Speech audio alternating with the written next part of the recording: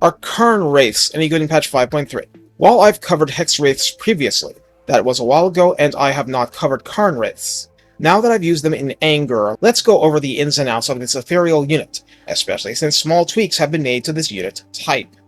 Recruited for 850 dark magic and 213 upkeep. On Ultra, this gets you 60 entities in a 120 entity melee infantry unit world, with 6,720 health between them.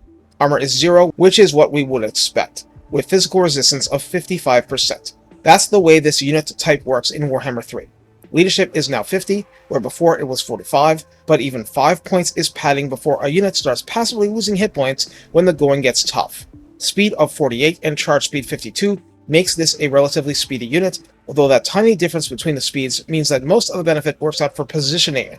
Very little improvement from actually charging the archer line. Melee attack starts at 32, which is a standard and decent amount, and is both magical attack, freely striking demons and fellow ethereal units, and inflicts frostbite, inflicting minus 30% speed. Frostbite is always useful for tar pitting or delaying units, which is great, but you don't have ranged units to take advantage, barring very special cases. So this is mostly a benefit for other units to catch up and participate in the fight. Attack interval 4.3 is fairly normal. There is no splash damage, and that's important. That means your 60 entities on Ultra will never have anywhere near enough blades to engage 160 entities of a skink cohort or a clan rat unit on equal footing. That tells you a lot about what to expect in practice.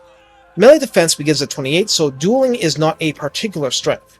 Weapon strength of 44 on an ethereal unit means 44 straight through armor every time, which is critical when looking at fighting armored dwarfs. We mean dwarfs. We don't mean just dwarfs, but I am referring to my wisecrack in my Crypt Ghouls video for a reason. Those were extremely heavily tilted toward base damage. Here, it's the opposite. And just to point this out, Warhammer 3 doesn't have a magical resistance that diminishes magical attack. It's spell resistance. These third-party site cards don't change their wording, probably because you can go back to the last patch of Warhammer 2. So neither armor nor physical resistance will diminish this melee damage in any way. Ward save, also known as damage resistance, will. Charge bonus of 20 is pretty high for infantry, which means you mainly need to be aware of which units have expert charge defense, aka charge defense versus all, since that can ruin your bonus. Seriously, melee attack 52 on the first hit is a lot better than 32. You'd like to charge them in. You probably can't worry about it in practice because that much micro is better spent on other units, usually. Mass is 90 per entity, which factors into how easy it is to knock them around, and how fast they can pass between other units. So yeah, they're not Slimer from Ghostbusters in terms of game mechanics. There is no phasing through infantry like Woodsman units phase through trees. Speaking of unit abilities, this unit inflicts both fear and terror, which is not at all common, can hide in forest, has standard undead features, and has Strider. Now, Strider is pretty common with ethereal units, and that means they will phase through trees. But it's also to say this unit does not have Stalk. It may be fast for infantry, but it isn't stealthy unless it's hiding in the Cabbage Patch. In the Redline skills, Cairn Wraiths are boosted by Evil Souls. At 3 pips, that's to the tune of melee attack plus 8, which is a huge boost to offensive potential, and spell resistance 15%, which dovetails with what I said earlier.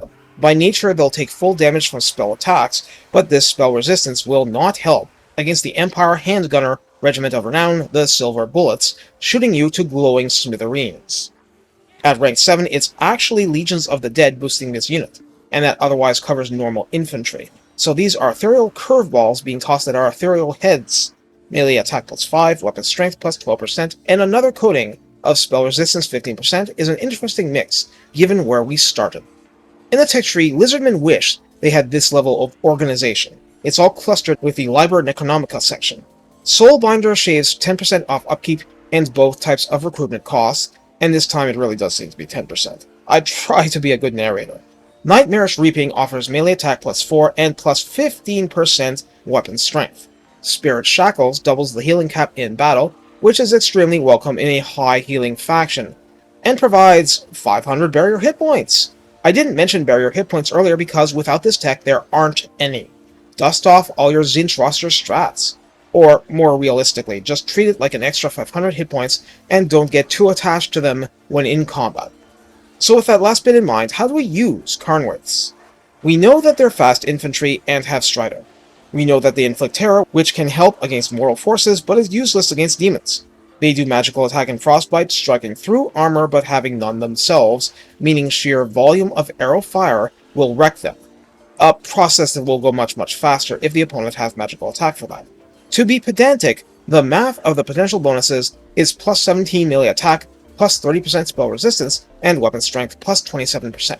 Aside from barrier hit points, that spell resistance is the only defensive boost they get. So, in sum, the game views them as offensive ethereal infantry.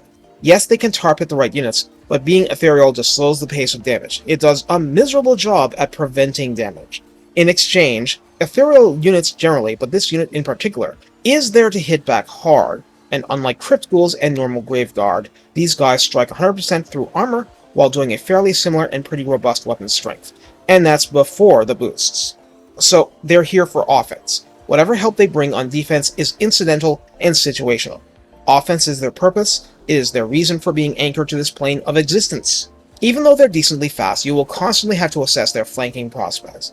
As the expression goes, is the juice worth the squeeze? If you're facing a big pile of Rangers and Bugman's Rangers, and I faced one in a battle using a mix of Cairn Wraiths, Morn Ghouls, and Crypt Ghouls, plus a lot of zombie chaff, your best bet may well be to charge them in and make melee contact. That battle I just mentioned, the one unit of Hammerers ended up bogged down with my Crypt Ghoul flankers, plus one Morn Ghoul unit, and while it extracted its pound of ghoul flesh, it wasn't crushing my Wraiths.